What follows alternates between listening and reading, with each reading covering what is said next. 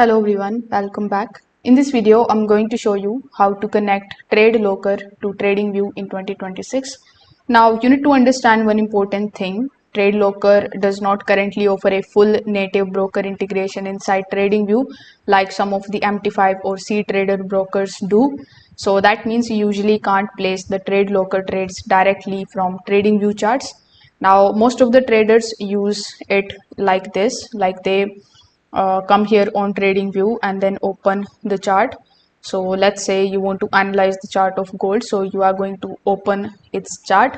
So you can use TradingView for charting and analysis purposes, and you can use TradeLocker for order execution. So if you want to do that, you are good to go. You can also come here on TradeLocker, then you can click on the option of try demo, or you can log in into your account. So here as well, you are going to see this type of chart. So if you want to analyze the chart over here inside TradeLocker, you can also use these tools, and you will see that this particular chart is by TradingView. So you can make it big and then you can start analyzing over here. So that's the only way for you to basically use both of these together. Thank you.